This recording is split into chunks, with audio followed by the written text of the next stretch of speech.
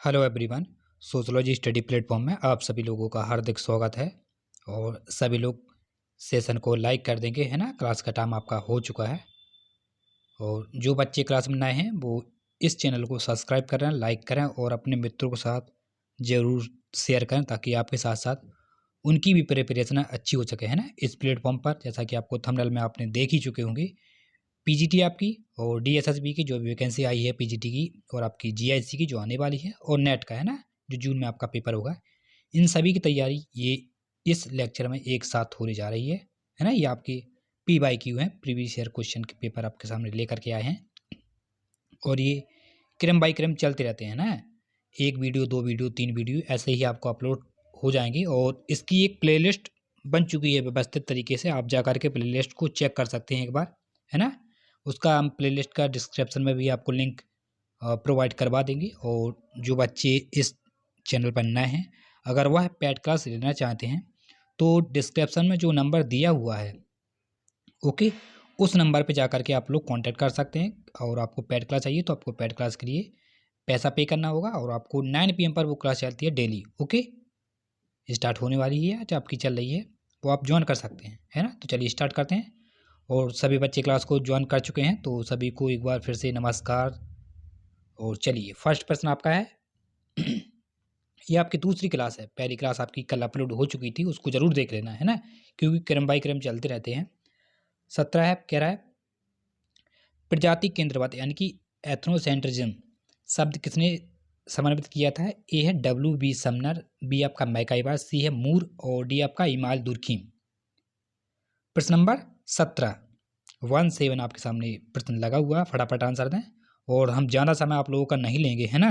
कुछ बच्चे सोचते हैं कि सर ज़्यादा टाइम ले रहे हैं, ज़्यादा टाइम नहीं लेंगे, वो उस वक्त 5 सेकंड या 10 सेकंड।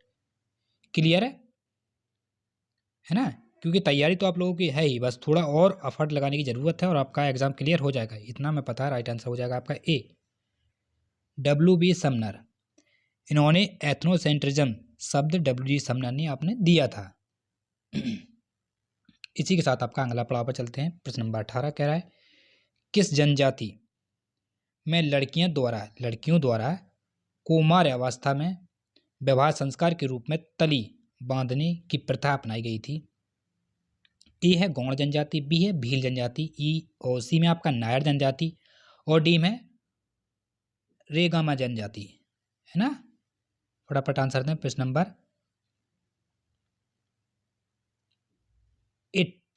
18 का राइट आंसर आपका हो जाएगा। वेरी गुड, सी नायर, है ना।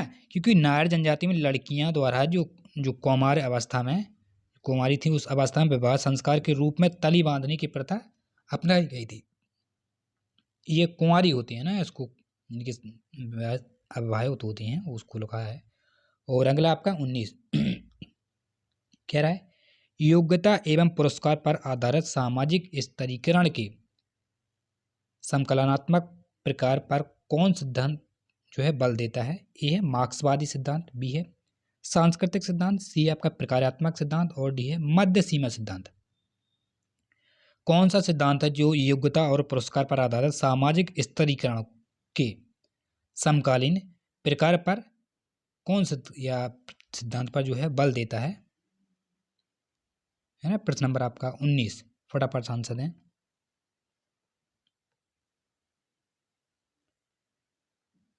बिल्कुल, इसका राइट आंसर हो जाएगा आपका प्रश्न नंबर 19 का सी।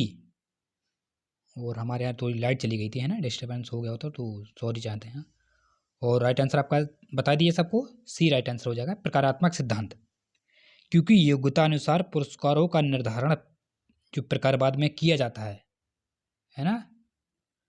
और अगला आपका प्रश्न नंबर 20 यानी कि 20 कह रहा है निम्न में से कौन सा सामाजिक भूमिका नहीं है। ए आपका एक आदिवासी पुजारी द्वारा बलि देने की कृत, और बी कह रहा है आपका एक वकील द्वारा अपने गवाह को तैयार करना, सी है एक कलाकार द्वारा फिल्मों में हिंसा का अभिनय करना, और डी है एक राजनेता द्वारा हिंसा का उपदेश देना। प्रश्न नंबर 20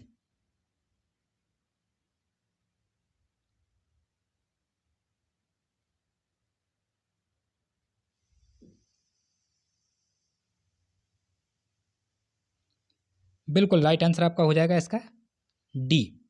एक राजनेता द्वारा हिंसा का उपदेश देना, ये समाज में हिंसा फैलाने का उपदेश देना है ना, ये नहीं है आपका। रोल की बात कर रहा था। 21 आपका प्रश्न है, श्रीपुरम का अध्ययन किसने किया था? श्रीनिवास ने, ऑस्कर लेविस ने, आंद्रे बेते ने या मैकम मैरियट ने? श्रीपुरम जो गांव था उसका अध्ययन किसने किया था? 21 आई थिंक सभी बच्चों को पता है और राइट आंसर सभी बच्चों ने बिल्कुल राइट आंसर सी है, Andre Beteille, C is the good answer. क्योंकि श्रीपुरम का जो गांव का अध्ययन किया था वह आंद्रे बेते ने किया था, है ना। और अगला पढ़ा हुआ आपका 22 कह रहा है, निम्नलिखित में से कौन सा आदर के अर्थ का सूचक नहीं है? ये है एक ईमानदार दलाल, बी है एक व्यापारी और सी है एक दर्जी, डी है एक सामाजिक कार्यकर्ता। 22 बिल्कुल अर्थ का सूचक नहीं है भाई, बी नहीं होगा इसका, ए हो जाएगा, एक ईमानदार दलाल, है ना, ये नहीं होता है। और अगला आपका 23। सबसे पहले देखो आप लोग प्रश्न को पढ़ लिया करें कि प्रश्न क्या कहना चाहता है, क्योंकि प्रश्न में ही आपका आंसर छुपा हुआ होता है ना। तो प्रश्न को पढ़ना बहुत ज़रूरी है और समझना बहुत ज़रूरी है ना। जब आपकी अंडरस्टैंडिंग लेवल अगर अच्छी है तो आप प्रश्न को पढ़ते ही उसका आंसर उसी में से निकाल सकते हैं। राइट आंसर आपका उसका ए था। और 23 का आपको बता दें, लिंग, आयु एवं जाति सभी उदाहरण किसके हैं भाई? अर्जित परिस्थिति के होते हैं कि प्रदत्त परिस्थिति के हैं कि जैविक परिस्थिति के हैं कि आपके सांस्कृतिक परिस्थिति के हैं? देखिए प्रश्न सही है, आपका आंसर छुपा हुआ है लिंग, आयु एवं जाति। ये किसके एग्जाम्पल होते हैं? क्या आप इसे अर्जित करते हैं? नहीं कर सकते ना, प्रदत्त करते हैं ना। 23 का राइट आंसर, वेरी गुड, प्रदत्त स्थिति। क्योंकि लिंग, आयु एवं जाति सभी प्रदत्त परिस्थितियां के एग्जाम्पल हैं। कोई भी व्यक्ति अपनी योग्यता अर्जित कर सकता है, उसको आप अर्जित परिस्थिति कहते हैं, है ना। जैसे आप पीजीटी का या आप डीएसएसबी का या आप नेट का या आप जीएसई का जो एग्ज़ाम देते हैं उसके बाद आप जो जॉब लगती है ना, पीजीटी की लगेगी तो आप परिपक्वता पर पहुँच जाएंगे, और जीएसई लगी अगर इंटर कॉलेज तब भी आप परिपक्वता पर पहुँच जाएंगे, और पीजीटी की जो वैकेंसी आई है उसमें भी परिपक्वता पहुँच जाएंगे, और नेट निकाल जाएगा तो आप पीएचडी करेंगे तो आप असिस्टेंट प्रोफेसर के लिए एलिजिबल हो जाएंगे। क्लियर है। अगला आपका है 24। हिप्पी लोग किसके एग्जाम्पल हैं? समाज के, उप संस्कृति के या विपर्याय संस्कृति के या प्राथमिक समूह के? हिप्पी आप लोगों ने पढ़ा है, हिप्पी जनजाति थी, और इसका राइट आंसर आपका हो जाएगा बिल्कुल सी, विपर्याय संस्कृति के, क्योंकि हिप्पी लोग संस्कृति के एग्जाम्पल हैं। हिप्पी आंदोलन की नींव का जो ऐतिहासिक अगर आप एग्जाम्पल देख सकते हैं तो प्राचीन यूनानियों की प्रति संस्कृति के द्वारा देख सकते हैं आप लोग, है ना। जो यह युवाओं का आंदोलन था जो 1960 में अपनाया गया था, है ना, यूएसए में आरंभ हुआ था, और यूएसए से ही आपको यानी कि संयुक्त राज्य अमेरिका से ही पूरी दुनिया में फैल गया था। किस डेट में? सभी लोग नोट कर सकते हैं, 1960 में। क्लियर है। चलो आपका अगला प्रश्न है प्रश्न नंबर 25। कह रहा है निम्नलिखित समाजशास्त्रों में से कौन सा यानी कि कौन सामाजिक संरचना की परिभाषा मुख्य रूप से भूमिका के माध्यम से करता है? Emile Durkheim, Herbert Spencer, F यानी कि एस एफ नाडेल और V A R Radcliffe Brown. 25 का आंसर दें। बहुत ही प्यारा प्रश्न है, राइट आंसर वेरी गुड, बिल्कुल सी, नाडेल द्वारा दिया गया था, है ना। नहीं हर्बर्ट स्पेंसर द्वारा नहीं है, ये आपका नाडेल द्वारा होगा, है ना। क्योंकि सामाजिक संरचना की अवधारणा का सबसे पहले प्रयोग आपका स्पेंसर ने किया था। क्लियर है। नाडेल ने भूमिका के माध्यम से इन्हें परिभाषित किया था, है ना। फिर से बता दें, देखो सामाजिक जो संरचना थी उसका एग्जाम्पल तो आपका स्पेंसर साहब ने किया था, है ना, सभी लोग जानते हैं। लेकिन नाडेल साहब थी जो आप सी में देख रहे हैं, इन्होंने भूमिका के माध्यम यानी कि रोल के माध्यम से इन्हें परिभाषित किया था, है ना। समझ गए सभी लोग, वेरी गुड। और आपका अगला पढ़ाव पर है 26 है, निम्नलिखित में से किसने जादू के दो प्रकार यानी कि अनुकरणीय एवं संक्रमण में भेद किया है? E B Tylor, H Spencer, A L Morgan और डी में आपका जे फ्रेजर। 26। और सभी लोग सेशन को फिर से भाई लाइक कर दो, आप लोग लाइक नहीं करते हैं ना, आपका लाइक ही हमारे लिए जो है मोटिवेट होता है, आप लोग जानते हैं, है ना। आपके लाइक से हमें प्रेरणा मिलती है, हम और अच्छा बताने का प्रयास करते हैं, और जैसे आपके लाइक आते हैं वैसे ही हमारा उत्साह बढ़ता है क्लास को प्रति, आप लोगों के प्रति, क्योंकि हमारा लक्ष्य आप लोगों को सक्सेस दिलाना है ना। और इसका 26 का राइट आंसर आपका बिल्कुल फ्रेजर साहब को जाएगा, इसमें कोई संदेह नहीं, क्योंकि फ्रेजर ने जादू को अनुकरणात्मक अर्थात समानता पर आधारित एवं संक्रमक अर्थात संपर्क नियम पर जो था वह आधार के रूप में विभाजित किया था। अगला आपका 27, संस्कृति का मुख्य वाहक क्या है? आवास, सड़क, प्रतीक या आपका व्यक्ति? 27 पर फोकस करें। कल्चर का, बिल्कुल इसमें सोचने वाली बात ही नहीं है भाई, प्रतीक होता है कल्चर का ना, सबसे छोटा वाहक होता है वह प्रतीक होता है, क्योंकि मानव द्वारा जो कल्चर का निर्माण उनके द्वारा उपयोग की जाने वाली प्रतीक व भाषा का अमूल्य योगदान रहा है। मानव ही प्रतीक को अर्थ प्रदान कर सकता है ना। कोई दिक्कत तो नहीं हो रही है क्लास में? Very good. अगला है आपका 28 है, अनुसूचित जनजाति के कल्याण हेतु कौन सा स्वैच्छिक अभिकरण सबसे अधिक महत्वपूर्ण ढंग से कार्यरत है? ए है समाज कल्याण मंत्रालय, बी है भारतीय आदिम जनजाति सेवा संघ, और सी आपका जनजातीय सलाहकार परिषद, डी आपका जनजातीय शोध संस्थान। 28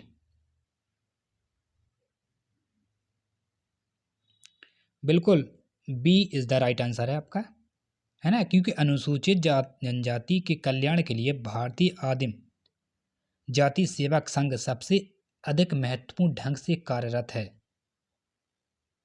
ना। अगला आपका प्रश्न नंबर 29, व्यवहार के संस्कृतिकरण एवं संस्कृत तरीके से कहलाते हैं सामाजिक प्रतिमान, आदर्श, मूल्य आपका या अनुभव? देखिए, जो खास करके पीजीटी के लिए जो एमसीक्यू बनाए जाते हैं, जो प्रीवियस ईयर क्वेश्चन, उसमें से ही आपकी डीएसएसबी के, आपके जीआईसी के, आपके नेट के प्रश्न निकल कर के आते हैं। तो कभी ऐसा ना समझा करें कि जो पीजीटी क्लास चल रही है ना, तो सिर्फ उसमें पीजीटी के ही क्वेश्चन आएंगे, ऐसा नहीं है कि समाजशास्त्र के प्रश्न में आप जीआईसी के प्रश्न नहीं आ सकते हैं, बिल्कुल आ सकते हैं भाई, है ना।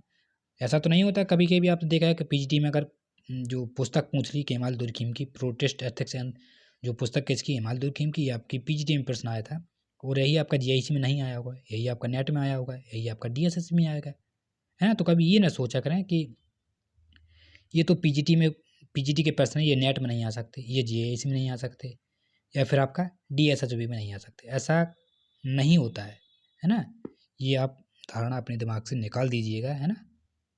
प्रश्न सभी आपके ऑथेंटिक हैं। पढ़ना कैसे है आपको ये आप तय करेंगे, पढ़ाना कैसे है ये हम तय करेंगे। क्लियर है बेटा?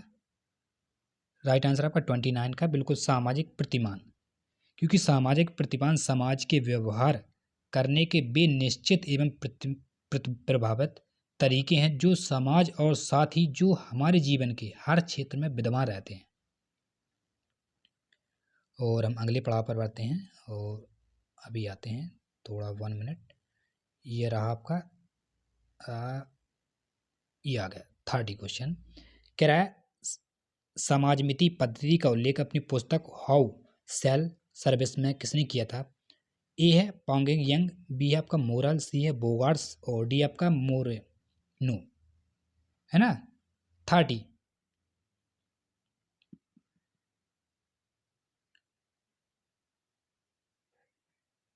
सभी लोगों ने बता दिया 30 का, बिल्कुल 30 का राइट आंसर आपका हो जाएगा।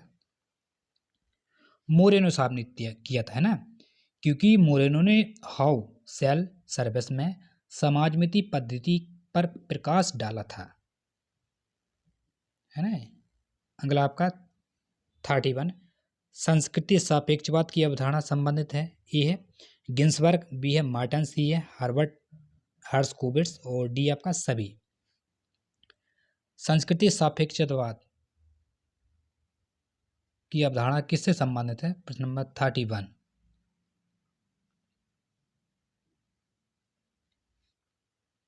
नहीं नहीं नहीं, डी नहीं होगा, डी कतई नहीं होगा, इसका होगा हर्ट्ज़कोविट्ज़। सी इज़ द राइट आंसर है ना, डी नहीं है भाई। देखो संस्कृति सापेक्षता का जो अर्थ होता है वह विभिन्न संस्कृतियों में पाया जाता है या पाया जाना, क्योंकि संस्कृति सापेक्षतावाद का प्रयोग हर्ट्ज़कोविट्ज़ साहब ने ही किया था। अगला आपका प्रश्न नंबर 32 कह रहा है, किसने कहा कि परिहास यानी कि जो हंसी मजाक होता है उसका व्यवहार परिवार की शांति के लिए किया जाता है? फ्रायड, फ्रेजर या टर्मीहाई या टाइलर? जो देखते हैं प्रयाचा से जीजे साली के मध्य होता है ना, तो राइट आंसर इसका 32 का। बिल्कुल, वेरी गुड, राइट आंसर आपका टर्मीहाई, क्योंकि परिहास का व्यवहार परिवार की शांति के लिए ही किया जाता है। राइट आंसर आपका किसने किया था? टर्मीहाई ने किया था। और अगला आपका 33 कह रहा है, परसप्तमी की संस्कृति यानी कि संस्कार का क्या है? फिर से पढ़ लें, परसुत्ति पिमी संस्कार क्या होता है? थोड़ा उच्चारण में अगर मिस्टेक हो जाए तो आप लोग पढ़ सकते हैं, है ना। ए है, इससे पिता की स्थिति निर्धारित की जाती है। बी कह रहा आपका, इससे पति की स्थिति निर्धारित की जाती है। सी आपका, दोनों होते हैं यानी कि पिता और पति। और डी में आपका, बच्चे की परिस्थिति निश्चित की जाती है। 33 का प्रश्न है आपका। बिल्कुल, पिता की स्थिति निर्धारित की जाती है भाई, है ना। सी नहीं होगा, सी तो किसी भी एंगल से नहीं होगा, आपका ए राइट आंसर है, क्योंकि परसुत्ति पिति संस्कार बहुपति विवाह समाज में पाया जाता है। अगला आपका 34 कह रहा है, विधवा पुनर्विवाह संबंधित है। ए है विवेकानंद, बी है दयानंद, सी है राजा राम मोहन राय और डी है लॉर्ड डलहौजी। विधवा पुनर्विवाह बात के संबंध में कौन सी जो थिंकर थे यानी कि कौन से जो समाजशास्त्री सुधारक थे जिसने ये किया था? इसको आप समाजशास्त्री प्रश्न नहीं तोल सकते, ये समाजशास्त्री सुधारक थे, है ना, जिसने समाज सुधारक के लिए काम किया था। राजा, राइट आंसर हो जाएगा राजा राम मोहन राय। इन्होंने सती प्रथा का एवं विधवा पुनर्विवाह के लिए जो संघर्ष किया था ये सभी लोग जानते हैं, है ना। डॉक्टर बी आर अम्बेडकर ने भी किया था। और अगला आपका 35 कह रहा है, कार्य और उत्पादन का तरीका संगठन की पूंजीवादी उद्यम है। कथन है आपका बेवर, मैकाइवर, मजूमदार या आपका मार्क्स? किसने किया था? प्रश्न नंबर 35।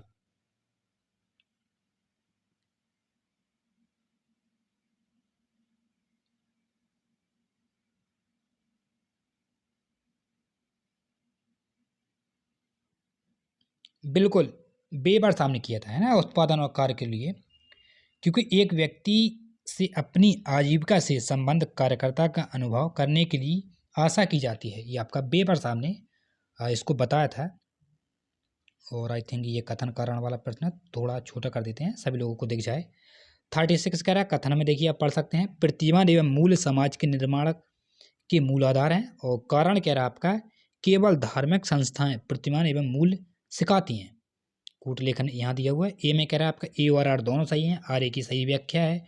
बी कह रहा है ए आर दोनों सही हैं, परंतु जो है आर जो है यानी कि कारण जो है कथन की सही व्याख्या नहीं कर रहा है। सी कह रहा है आपका कारण सही है परंतु कथन गलत है। डी कह रहा है आपका कथन सही गलत है किंतु कारण सही है ना। और कथन और कारण आप लोग एक बार खुद से भी पढ़ सकते हैं। और एक बार और आपको इम्पोर्टेंट है जो आप लोगों को बता दें, देखो सबसे पहले जब भी क्लास स्टार्ट होती है, जब भी क्लास अपलोड की जाती है, तो आप लोग कॉपी और पेन लेकर के ज़रूर बैठा करें, है ना। यानी कि जो मोस्ट इम्पोर्टेंट चीज़ें जो बताते हैं या जो आपको समझ में आए अपने हिसाब से, उसको अपनी नोटबुक में ज़रूर नोट करते जाएं। जिससे क्या होता है, देखो बेटा, एग्ज़ाम टाइम पर जो एग्ज़ाम होता है हमारा, उस टाइम पर हम फिर वीडियो नहीं देख सकते हैं ना, उस बुक से ही हम जो है रिवीजन कर सकते हैं, है ना। आप लोग समझ सकते हैं कि हमारा कहने का तात्पर्य क्या है। देखो आपकी ही सुविधा के लिए कह रहे हैं, है ना, ऐसा नहीं है कि हम इसमें हमारा कोई लाभ हो, व्यक्तिगत लाभ नहीं है, आपके लिए ही बहुत ज़रूरी है। आप अगर आज नोट करेंगे तो आपको कल आने वाले दिनों में यही फ़ायदा लगेगा। फिर आप कहेंगे कि हाँ सर आपने सही बताया था, या आपने बताया था हमने आपकी बात का पालन नहीं किया है। तो एक बात ज़रूर गौर किया करें। किसी की भी क्लास देखें, हमारे नहीं बेटा आप, हम ये नहीं कहते कि हमारी ही देखें, आप किसी की भी क्लास देखें, जो ऑथेंटिक प्रश्न होते हैं उसको देखें और समझें। कमेंट जरूर किया करें, क्योंकि आपके कमेंट ही आपके आने वाले जीवन में बहुत लाभकारी होंगे। आपके नए नए थॉट क्रिएट होते हैं माइंड से, जब आप पूछते हैं चीज़ों को, है ना, जो माइंड में जो जो चलता रहता है कि नहीं ऐसा हो सकता है, ऐसा हुआ होगा, ऐसा नहीं है, ये प्रश्न हो सकता है, ये प्रश्न नहीं हो सकता है, तो वो क्लियरिटी हो जाती है। जब माइंड क्लियर होगा, माइंड शार्प होगा, तो माइंड ऑटोमेटिक तेजी से चलेगा। समझ सकते हैं हमने क्या कहा है? वेरी गुड, आप लोग काफ़ी समझदार हैं, समझ सकते हैं। राइट आंसर हो जाएगा इसका सी। कथन सही है लेकिन कारण जो है आपका गलत है ना। 30 का कैसे है देखो, सामाजिक मानदंडों के साथ मूल्य भी जुड़े हुए होते हैं। दोनों का संबंध संस्कृति से होता है आपका, है ना। और 38 आपका 7 है, कह रहा भारत में संविधान के किस अनुच्छेद में राष्ट्रीय अनुसूचित जाति आयोग के लिए संबंध है? ए आपका अनुच्छेद 224, बी कह रहा आपका आर्टिकल 332, सी है अनुच्छेद 335 और डी आपका अनुच्छेद 338। 37 और ये कॉन्स्टिट्यूशन के अकॉर्डिंग प्रश्न है, तो आई थिंक आप लोगों को संविधान से भी कुछ प्रश्न ऐसे हैं जो आते हैं, उसको भी ज़रूर पढ़ लिया करें, है ना। मोस्ट इम्पोर्टेंट है, जैसे बच्चों के ऊपर होते हैं, महिलाओं के ऊपर होते हैं, जो नए कानून बनते हैं उसके ऊपर होते हैं, जो श्रम के लिए होते हैं उसके ऊपर होते हैं, है ना। तो थोड़ा थोड़ा टच में ज़रूर रहा करें। और हमसे जुड़ सकते हैं आप। हमसे जुड़ने के लिए डिस्क्रिप्शन में नंबर दिया हुआ है, जैसा कि हमने पहले ही बता दिया था, फिर से बता देना, उससे आप हमसे संपर्क कर सकते हैं। हम तक अगर आप पहुंचना चाहते हैं कि सर से बात कैसे हो, तो आप बेशक जुड़ सकते हैं। आपका वेलकम है, मोस्ट वेलकम है। आप बात कीजिए, आपको संतुष्टि मिले जब भी आप पेड क्लास ज्वाइन कीजिए। राइट आंसर आपका 37 का चला जाएगा, बिल्कुल राइट है 338, क्योंकि आर्टिकल 338 का संबंध राष्ट्रीय अनुसूचित जाति और जनजाति आयोग से था आपका, यह है ना। आर्टिकल 224 की बात करें, देखो बेटा जो बताया आपने, उसका संबंध अपर एवं कार्यरत नागरिक न्यायाधीश की नियुक्ति से है। क्लियर है। और 38 है, औद्योगिक समाज में परिवार किस प्रकार की इकाई है? आर्थिक, उपभोग, उत्पादन या आपके लाभ? औद्योगिक समाज में परिवार किस प्रकार की इकाई है? बिल्कुल उपभोग की इकाई है ना, इसमें कोई संदेह नहीं, क्योंकि औद्योगिक समाज में परिवार उपभोग की इकाई होती है ना। 39 है, कह रहा सामाजिक केशकत्व की अवधारणा निम्नलिखित में से किसने प्रयोग की है? ए बॉस ने, एल वर्थ ने, एल ड्यूमा ने या आर के मुखर्जी? प्रश्न नंबर 39। यहाँ हम आपको बता दें प्रश्न नंबर 42 तक ही आपको डिस्कस किया जाएगा, उसके बाद 43 से आपके नेक्स्ट वीडियो में रहेंगे, जो लेक्चर आपको PYQ तीसरा लेक्चर रहेगा, उससे आपको रिलेटेड मिल जाएंगे, है ना। और अगर आप लाइव क्लास लेना चाहते हैं, लाइव क्लास से जुड़ना चाहते हैं, तो हमें कॉन्टैक्ट कर सकते हैं। पेड क्लास ज्वाइन करिए और लाइव क्लास से जुड़िए, उसका आनंद ही कुछ अलग होता है ना। 39 का आपका चला जाएगा, वेरी गुड, एल ड्यूमा, क्योंकि सामाजिक कोशकत्व की अवधारणा आपके ड्यूमा साहब ने ही दी थी। और 40, एक पुरुष सहपूर्वक के वंशजों को कहते हैं पितृबंध, मातृबंध या वंशबंध या भिन्न शाखीय स्वजन? एक पुरुष जो पुरुष होता है, यह सहपूर्वक वंशजों को कहते हैं। प्रश्न नंबर आपका 40, वेरी गुड, पितृबंधु, है ना, ए। क्योंकि देखिए जब एक व्यक्ति का वंशानुगत उसके पिता से गिना जाता है तो आप उसे पितृबंधु कहते हैं, है ना। और आपका अगला है, ये लास्ट सेकंड है, 41 है, इसके बाद 42 हो जाएगा। 41 कह रहा है प्रदूषण के लिए सम्मान की अवधारणा का प्रवर्तन कौन है भाई? ड्यूमा, मिल्टन सिंगर, दुबे या आपका E.B. हॉपर? 41 पर फोकस करें। ये आपका देखो DSB भी प्रश्न पूछा गया था, आपका PGT में भी आया था, और 2017 में जो नेट में था उसमें भी प्रश्न आया था। तो आप ये नहीं कह सकते कि नहीं सर ये PGT का ही प्रश्न, तो PGT में ही आएगा। अदरवाइज किसी भी जो कॉम्पिटिशन एग्जाम है उसमें नहीं आ सकता। ऐसा नहीं होता, ये आपकी धारणा है। यही धारणा आपको आगे चल कर के नुकसान देती है। तो शायद अपनी ज़िंदगी से खिलवाड़ नहीं कर सकते हैं ना। हारा वही है जो लड़ा नहीं है, तो आप लड़ते रहें, हर समय रीस्टार्ट करें। अगर कुछ कारण से रह जाते हैं, कुछ अंक से रह जाते हैं, तो फिर से रीस्टार्ट करा करें अपने दौर को, और आप देखेंगे कि जो है आगे ही बढ़ते जाते हैं उससे, है ना। क्योंकि लंबी छलांग के लिए हमें थोड़ा पीछे आना पड़ता है। 41 का आपका ए हो जाएगा एल ड्यूमा। क्योंकि प्रदूषण के लिए सम्मान की अवधारणा आपका का प्रवर्तन आपका ड्यूमा साहब ने ही दिया था। एल ड्यूमा इसको कहते हैं। और आपका 42 है, भारतीय की भूमिका की अवधारणा का प्रयोग किसने किया था। भारतीय की भूमिकाओं का जो कॉन्सेप्ट था वह किसने दिया था। लिंटर द्वारा, टाइलवी पार्सन द्वारा, या आपका एस एफ नाडिल द्वारा, या है ई गॉफमैन द्वारा।